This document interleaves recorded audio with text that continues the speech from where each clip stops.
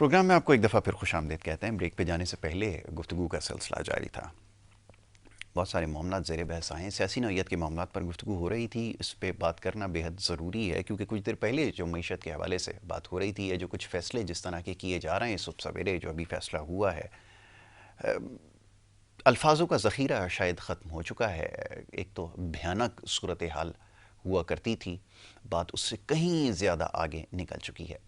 और ये जो अभी IMF के साथ हालिया मुआहदा हुआ है, जिसके ऊपर ये आकर वज़ीर ख़जाना साहब जो हैं वो महसूस ये कर रहे थे या करवा रहे थे कि कोई बहुत बड़ी कामयाबी इनको मिली है, इसके असरात क्या नज़र आएंगे या नज़र आना शुरू हो चुके हैं, वो सबके सामने हैं। इसी हवाले से गुफ्तगू कर रहे थे और दीगर मामलात पर भी बात हो रही थी। मेहमानों का जो पैनल है उसमें थोड़ी सी तब्दीली वाक़ हुई है। एक और हमारे मौजूद मेहमान हैं आफाक अहमद एडवोकेट साहब, नौजवान वकील हैं, हमारे साथ यहाँ मौजूद हैं, उन्हें हम खुशामदीद करेंगे। बहुत शुक्रिया, बड़ी नवाजिश आपका थैंक यू प्रोग्राम में वक्त देने के लिए। आफाक साहब, वैसे तो बड़े मामलात और मसाइल हैं जिसके ऊपर की जानी चाहिए और गुफ्तगू आपसे यकीनन मुस्तकबिल में होगी भी, लेकिन इस वक्त जो आम इंतखाबात के हवाले से कुछ देर पहले गुफ्तगू हो रही थी, कानूनी मामलात और इतने सुखम माजरत के साथ मौजूद हैं कि जिसको दूर करने की ज़रूरत है। आम इंतखाबात के हवाले से बड़ी कन्फ्यूजन पाई जाती है, और जी। कमाल ये है कि जो हमारे मेंबर पार्लियामेंट हैं खूबसूरती से इसका इस्तेमाल जानते हैं, मामलात को कैसे तूल दिया जाता है, इन मामलात को किस तरह आगे बढ़ाना है, और अदालतों का भी सहारा लिया जा रहा है। नतीजा इसका क्या निकलने वाला है, ये तो ज़रा फरमाइएगा। मैं चाहूँगा ज़रा इस पर गुफ्तगू करने। जी जी बिल्कुल, आपने जिस तरह से सवाल किया और उसी हवाले से मैं रेलिवेंट करूँगा। आजकल जो एक बहस भी है अभी जो चल रही है मीडिया जी पे कि जी अभी पंजाब असेंबली डिसॉल्व जी हुई जी तो जी उसके इलेक्शंस जो हैं वो 90 दिन के अंदर होने हैं। इस हवाले से मैं आपको बता दूं कि इलेक्शन कमीशन ऑफ पाकिस्तान के हवाले से आइन में प्रोविजंस हैं जी जो 213 से 221 तक, जी। और उसमें ये आइन एक इलेक्शन कमीशन होगा और उसका एक काम होगा इलेक्शन कराना। एक आज़ाद इदारा है, वो जी किसी के मातहत नहीं है। देखिए, ठीक तो है। उसकी ये आइनी रिस्पॉन्सिबिलिटी है कि वो 90 दिन के अंदर इलेक्शन करवाए, जब असेंबली का टर्म ख़त्म होता है बिल्कुल ठीक है। या वो जब भी डिज़ोल्व होती है। बिल्कुल ठीक है। तो अभी ये कंट्रोवर्सी भरी चल रही है कि ये इलेक्शन 90 दिन के शायद इनका मूड नहीं है जो बैठे हुए हैं गवर्नमेंट अच्छा, में। वो इस्तेलाह इस्तेमाल करते हैं एक्स्ट्रॉर्डनरी सर्कमस्टांसेस जी के हैं, जिसकी जी। वजह से हो सकता है और प्रोलॉन्ग जी किया जाए जी, उसकी। आपने जैसे जी। कहा ना कि हमारे यहाँ लोग बैठे हुए हैं, वो बड़ी खूबसूरती से जानते हैं चीज़ों का जी इस्तेमाल कब और कैसे करना है, बिल्कुल ठीक है। और ये तब होता है जब कुछ खला उनको मिले।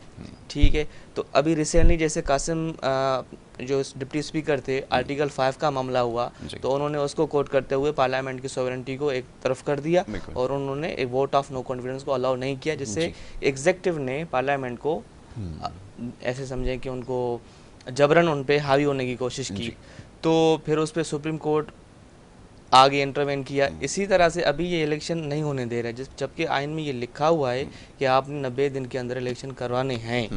अगर आपके इलेक्शन नहीं होते तो फिर क्या होगा? तो फिर courts has to come forward, क्योंकि आइन के मुआफिज, जिस तरह से बॉर्डर के मुआफिज फौजी हजरात होते हैं, आइन जी के मुआफिज कोर्ट्स हैं, हाई कोर्ट है, सुप्रीम बिल्कुल ठीक कोर्ट है। है। तो they have to come forward, और जिस भी फिर खिला का ये एक फ़ायदा उठाने की कोशिश कर रहे हैं, तो मुस्तकबिल में उसको पुर किया जाए। अच्छा, ये मुद्दत शुरू होगी, ख्याल ये है मेरा, आप इसको ज़रा बेहतर तौर पे इसको बता सकते हैं, जब जी आइनी मुद्दत मुकम्मल हो जाएगी पार्लियामेंट की, उसके बाद से फिर ये सिलसिला 90 दिन का शुरू होगा। क्या हम कानून का सहारा लेते हुए प्री मेच्योर इलेक्शंस की तरफ ले जा सकते हैं मुल्क को? दो के एक्स्ट्राऑर्डिनरी सर्कमस्टांसेस हैं, लेकिन क्या इसको बुनियाद बना के मैं अगर कोर्ट में मामला लेके जाऊं, उसको परस्यू कर सकता हूं? ये ज़रा फरमाइएगा। नहीं जी, ये कोई इंडिविजुअल बंदा कोर्ट में चला जाए और ये कहे कि कोर्ट हुक्म करे ठीक है। कि इलेक्शन करवाया जाए, ये हो नहीं हो सकता। नहीं सकता। ये नहीं हो ठीक है, ये सकता है, क्लियर हो गई कि क्योंकि ये मुमकिन नहीं कोर्ट है। की जुरिसडिक्शन नहीं है, ये जी पार्लियामेंट का इख्तियार है। बिल्कुल ठीक है। और उसमें आइन में बड़ा वाज़ह है कि दो तरीके हैं, या तो असेंबली डिसॉल्व हो अपने मुद्दत पे, बिल्कुल ठीक है। या तो कोई वोट ऑफ नो कॉन्फिडेंस, जिसे जो प्राइम मिनिस्टर है या सीएम है उसकी ही हैज़ लॉस्ट मेजॉरिटी, तो उसके पास मेजॉरिटी नहीं है, तो वो ठीक है। इलेक्शन की तरफ मामला जाएगा। अब ये इस तरफ सूरत हाल यही है कि वो असेंबली डिसॉल्व हो चुकी है और आपने इलेक्शन करवाने हैं जो कि 90 दिन के अंदर होने हैं। ठीक अगर है। नहीं होगा एक आइनी बुरहान हो जाएगा। बिल्कुल ठीक है। और इसको मैं लिंक करूँगा अब करंट हमारे पास जो एक इकोनॉमिक सिचुएशन है उससे भी, क्योंकि दुनिया देख रही है पॉलिटिकल स्टेबिलिटी नहीं है, जी हमें मेच्योरली चलना होगा। तो आपका सवाल जो था कि प्री मेच्योर इलेक्शंस के हम अब एक्स्ट्राऑर्डिनरी सर्कमस्टेंस को कोट करें, इसकी कोई गुंजाइश नहीं है। हमारे पास आइन इस हवाले से बड़ा क्लियर वाज़ेह है। बिल्कुल ठीक है। तो ये बात तो चले समझ में आ गई। और दूसरा ये कि अब एक और बड़ा मसला जो अभी हालिया दिनों में नज़र जी आया जी जी कि कुछ जो पार्लिमानी मामलात थे या स्पीकर की रूलिंग समेत जो इस तरह के मामलात थे उनको अदालत में चैलेंज किया गया। अभी बड़ी सेंसिटिव लाइन है जी जी क्योंकि यहाँ पे सुप्रीमेसी की बात होती है पार्लियामेंट की, लेकिन जब मेंबर पार्लियामेंट उसको खुद स्टेज पर लगा देंगे तो फिर अदालत क्या करेगी, ये एक बड़ी बात है। अब समझते हैं कि इसकी गुंजाइश रहनी चाहिए या इस नैच तक बात को ले जाना चाहिए, जिम्मेदारी किसकी बनती है? जो मेंबर पार्लियामेंट हैं क्या उसके इस्तेहकाक को मजरू करने में खुद इसका हिस्सा बन रहे हैं? क्या कहेंगे? देखिए, एक हम अल्फाज इस्तेमाल करते हैं रिस्पॉन्सिबल गवर्नमेंट, तो अगर आपके पास वो गवर्नमेंट नहीं होगी तो वो इस तरह के मामलात होते हैं। अगर जब होंगे तो फिर कानून एक्शन आएगा, हम आइन में देखेंगे क्या गुंजाइश है और कहीं पे अगर कमी है तो हम उसको पुर करें।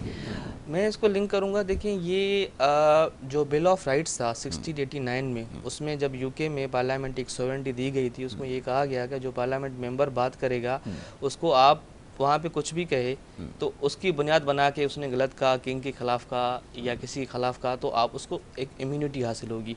तो उसी चीज़ को लेते हुए हमारे पास जो आज मौजूदा आइन है और मेंबर अगर पार्लियामेंट में कोई बात करता है या पार्लियामेंट कोई प्रोसीजर है तो वो कोर्ट में चैलेंज नहीं हो सकता। ठीक है, इस हवाले से 69 आर्टिकल बड़ा क्लियर है।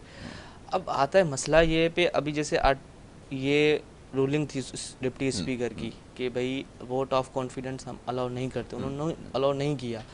और ये पार्लियामेंट का एक प्रोसीजर था, पार्लियामेंट की एक सॉवरेनिटी थी, उसने एक डिसाइड किया, पार्लियामेंट ने किया, ये किसी अपोजिशन ने किसी गवर्नमेंट ने नहीं किया, ये पार्लियामेंट ने कहा कि हम प्राइम मिनिस्टर को वोट ऑफ कॉन्फिडेंस नहीं देते। और जब उन्होंने वो मूवमेंट की तो उन्होंने उसको डिसअलाउ कर दिया। It was a sheer irresponsible and unconstitutional behaviour, जिस पे कोर्ट्स ने आके अपना मामला जो एक्ट किया और इस चीज़ आइन का तहफ़्फ़ुज़ किया। बिल्कुल ठीक है, तो ये ज़रूरी हो गया था। ये कानूनी मामला समझना इसलिए ज़रूरी है क्योंकि आजकल जो आप देख रहे हैं टीवी के ऊपर या जितनी भी डिस्कशंस हो रही हैं उसका महवर और मरकज़ जो है वो यही चीज़ है, उसको बुनियाद बना के सब कुछ किया जा रहा है। बहरहाल जो अभी बात की गई थी बड़ी अहम है, समझने की ज़रूरत है। अगर मौका मिले तो रिपीट जब ये प्रोग्राम चले, ये यूट्यूब के ऊपर जब ये प्रोग्राम होगा अपलोड किया जाएगा तो ज़रूर उसमें देखें, उसको समझने की कोशिश करें। और इसमें मज़ीद मामलात के अंदर इसकी गहराई में इसलिए नहीं जा सकते क्योंकि कुछ ऐसी जगहें होती हैं जिसके ऊपर हमें बहुत मोहतात रहने की ज़रूरत होती है। जी अनवर भाई फरमाइए, अभी जैसे आफाक साहब ने निशानदेही की है, ये टकराव का नतीजा क्या निकलेगा? और अभी मौसूफ वज़ीर फरमा रहे थे कि जी ऐसा है, कंडीशंस हैं, मुआहदे हैं, सब कुछ, अल्टीमेटली सफ़र कौन कर रहा है ये मैं जानना चाहता हूँ। और क्या मज़ीद इनके ऊपर बोझ डाला जा सकता है? और मज़े की बात ये है कि हमारे पास वो शायद ना टेंडेंसी है ना हमारा कोई ऐसी हिस्ट्री है कि हम कोई इनके ख़िलाफ़ आवाज़ उठाएं या कुछ कर सकें। क्या मैं कहूँ, मेरे पास अल्फाज शायद नहीं है, क्या कहेंगे?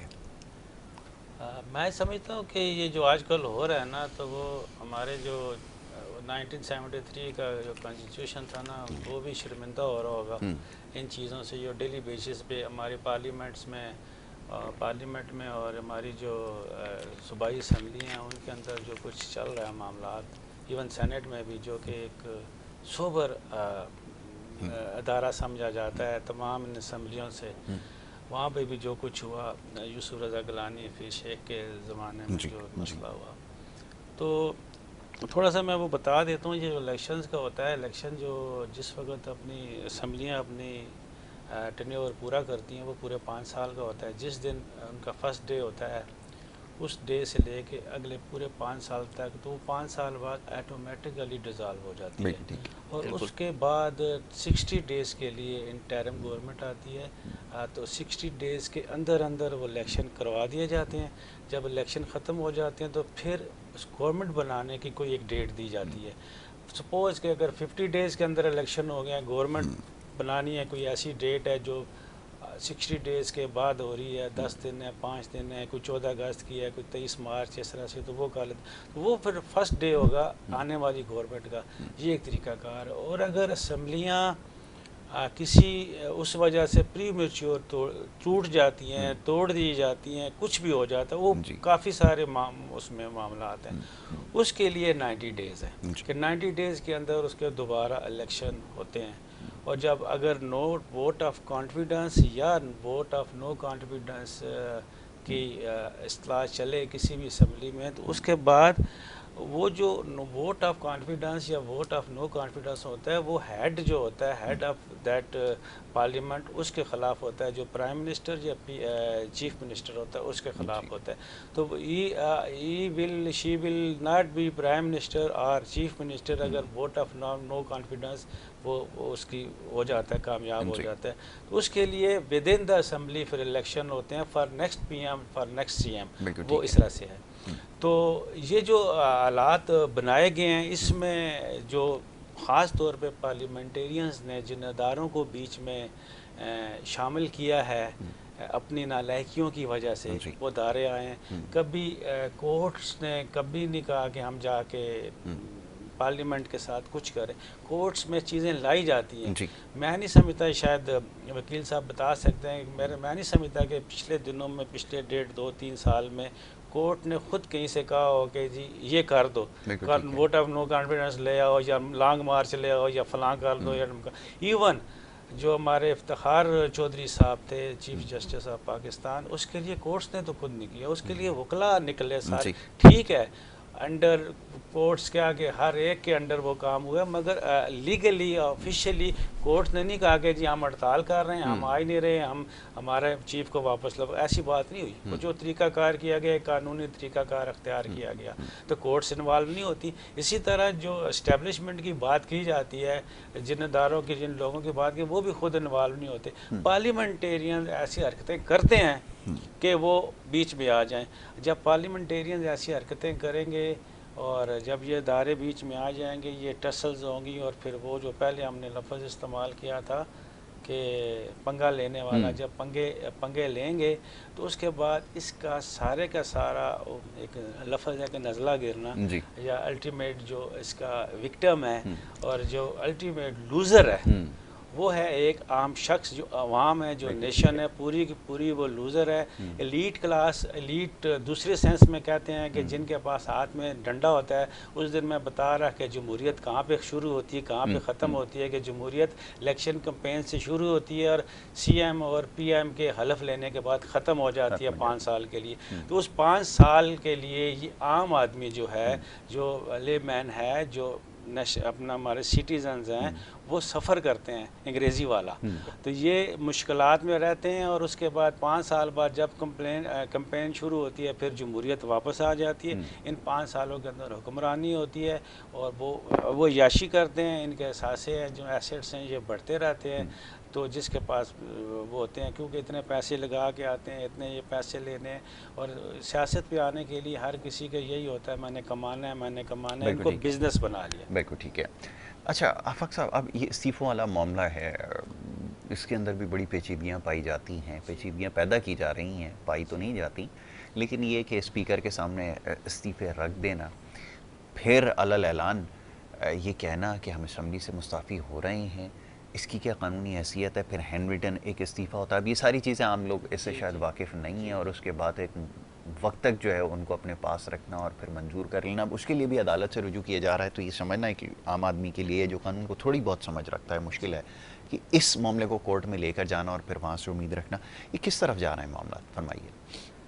देखिए, ये दो बातें हैं। अगर सियासी बातें की जाएँ, एक लीगल, एक कानूनी बातें, दूसरी सियासी बातें हैं, तो ये दोनों को ज़रा मिक्स करने की कोशिश करते हैं। सियासी अलग नहीं है ये। अब तरीका जो कानून में मौजूद है इस्तीफ़े का, वो ये है कि आप स्पीकर को रिटर्न में एक अपना इस्तीफ़ा देंगे, जमा करा और दें, फिर वो आपको बुलाएगा और इन पर्सन आपसे वो कंफर्म करेगा। उसके बाद आपका इस्तीफ़ा मंजूर हो जाएगा। लेकिन आजकल जो चीज़ें हो रही हैं, वो पाकिस्तान की तारीख में इस तरह से हुई नहीं कि 100 इस्तीफ़े आ जाएँ, 150 इस्तीफ़े आ जाएँ, 50 इस्तीफ़े आ जाएँ। इनके पीछे एक पॉलिटिकल मोटिवेशन होती है। तो गवर्नमेंट भी उसको पॉलिटिकली एक इंगेज कर चीज़ों को करते हुए आगे चलती है। तो जब तक कोर्ट की बात आपने की कि कोर्ट्स में इस मामलात को अगर कोई ले जाना चाहे, तो कोर्ट उस पर अपना एक पॉइंट ऑफ व्यू देगी, अपनी एक वर्डिक्ट, एक डिक्लेरेशन देगी। लेकिन इस तरह अभी तक इस तरह की कोई चीज़ हुई नहीं, क्योंकि ये कोर्ट के बाहर खेल रहे हैं। ये सियासी गेम आवाम को एक दिखा रहे हैं कि ये हमारे साथ ज़्यादतियाँ हो रही हैं, और या वो एक सिंपैथी हासिल कर रहे हैं। तो अभी तक तो बात जो है कोर्ट के बाहर ही है, मैदान में पिग। तो ये है। बिल्कुल ठीक है। तो आपके ख्याल में कि ये सिर्फ सियासी मकासद के लिए मामलात को इस्तेमाल किया जा रहा है। अच्छा जी, अब सवाल ये पैदा होता है कि अब हम बहुत सारे कवानीन हैं जिसके अंदर भी बात हो रही है तरमीम की ज़रूरत है, वो कुछ नैब के कवानीन ऐसे हैं, खैर इसके ऊपर तो बड़ी एक लंबी बहस हो सकती है कि जो कॉन्ट्रडिक्ट करते हैं आपके कानून के साथ, लेकिन वो बनाए गए, फिर उसमें जब तब्दीली की ज़रूरत पड़ी, क्योंकि आपको याद होगा जब मुशर्रफ साहब थे, मरहूम अल्लाह उनको गरीक रहमत फरमाए, उन्होंने नैब का कानून जो है वो बनाया, और नैब का इदारा तश्कील देने के बाद जो कुछ हुआ, कुछ बहुत ज़्यादा उसमें कानूनी सुकून मौजूद थे, और कुछ ऐसी भी उसके अंदर इस्तेलाहात थी जो शायद दुनिया में उसकी नज़ीर कम ही मिलती होगी, प्ली बारगेन वगैरह के हवाले से। तो बहरहाल ये सारी चीज़ें जब उसमें तरमीम की ज़रूरत पेश आई, और जब किसी न किसी शक्ल में तरमीम की गई, तो ये कहा गया कि सियासी मकासद के लिए इस्तेमाल हो रहा है। ये है क्या सिलसिला, ये समझाएं। देखें, बात यह है कि ये बड़ी बदकिस्मती है हमारे मुल्क में। तो जो भी ज़्यादातर कानून आते हैं, कुछ इस तरह के कानून जो कि कंट्रोवर्शियल बन जाते हैं और उनकी मोटिवेशन एक पॉलिटिकल होती है। अभी जैसे आपने कहा कि मुशर्रफ साहब के थ्रू ये लॉ आया, उन्होंने ये लॉ जो है वो ऑर्डिनेंस के थ्रू आया, और उसके बाद अभी रिसेंटली इसमें अमेंडमेंट्स की गई और वो फिर कंट्रोवर्शियल बनी। ये अपने मकासद के लिए हो रही हैं। कानून जो बनता है वो बनता है लोगों की भलाई के लिए, लोगों की अच्छाई के लिए। और अब अगर इसको मैं ज़रा जूरिस्ट के पॉइंट ऑफ व्यू से अगर बात करूं कि उनके हवाले से, वो ये कहते हैं कि अगर कोई बैड लॉ हो, जैसा कि ये कंट्रोवर्शियल लॉ हैं, बैड लॉ हैं, कोई आपके फ़ायदे के लिए, खसूसी मेरे फ़ायदे के लिए आ जाए, या उसका मकसद जो है कोई सियासी हो, तो वो बैड लॉ है, लोग उसको मानते नहीं हैं। सही है, क्योंकि ये किसी भी लॉ को चलने के लिए उस लोगों का मानना ज़रूरी है। अभी जैसे कुछ साल पहले पीपल्स पार्टी के 2010 के करीब एक सिंध लोकल गवर्नमेंट ऑर्डिनेंस आया था, पूरे सिंध में इस पर वावेला हुआ था, तो वो असेंबली ने पास किया था और वो इलेक्ट होके आई थी। वो एक उसकी लीगल सॉवरेंटी है, दूसरी तरफ से लोगों की पॉलिटिकल सॉवरेंटी है, तो ये साथ साथ चलती हैं। जैसे एक जमहूरियत का मेवर है कि आपको प्रोटेस्ट का हक दिया जाए, कि आप उनको बताएं कि आपकी ये चीज़, आप आए, हमने आपको वोट दिया, लेकिन हम ये जो आपका अमल है इसको आप दुरुस्त करें, हमें ये पसंद नहीं है। ये एक तरीके होते हैं। अभी जैसे जिस तरह इस तरह का कोई भी कानून होगा तो वो कंट्रोवर्शियल होगा। और दूसरी बात ये कि अमेंडमेंट्स की बहुत ज़रूरत है, बिल्कुल आप सही कह रहे हैं। और इसमें मसला ये है कि इस तरह की गवर्नमेंट जानबूझ के, जिसके पास इतनी मेजॉरिटी हो और वो एक अमेंडमेंट्स करे और वो फिर चलें, और उसकी अमेंडमेंट्स कोई पॉलिटिकल ना हो, इस तरह की कोई उस कानून के पीछे वो आवाम की भलाई के लिए हो। लेकिन एक देखें कि 100 वाली जो गवर्नमेंट आ जाती है यहाँ पे, उसके पास ना मेजॉरिटी होती है, तो जो भी यहाँ पे स्टेक होल्डर्स हैं वो फिर अपने मफादात के लिए उन चीज़ों को चलाते हैं, तो वो फिर स्टेबिलिटी बनती नहीं, ना लॉ की बनती है, ना सिस्टम की बनती है। बिल्कुल ठीक है, ये आपने बिल्कुल सही कहा कि यही हमारे मुल्क की इस वक्त सूरत हाल है। और बहरहाल ये कानूनी मामलात हैं, लोग इस बुरी तरह जो है इसमें उलझ कर रह गए हैं कि वो तवज्जो जो है शायद जो हुक्मरान तबका है उसकी भी अहम मामलात से और मसाइल से हट चुकी है। अनवर भाई, आखिर में मैं चाहूँगा ज़रा, क्योंकि वक्त मेरे पास अब महदूद है, कि ये जो कुछ हो रहा है समझ में ये आता है या ख्याल ये कि अगर आम इंतखाबात हो भी जाएँ, कोई एक ऐसी हुकूमत मान लीजिए कि तश्कील पा भी जाती है जिसमें 2/3 अक्सरियत जिसके पास हो, लेकिन ये मुआशी मामलात इस हद तक ख़तरनाक हो गए, बल्कि इस हद तक तबाही हो चुकी है, क्योंकि किसी और हुकूमत के लिए भी मामला इतना आसान नहीं होगा।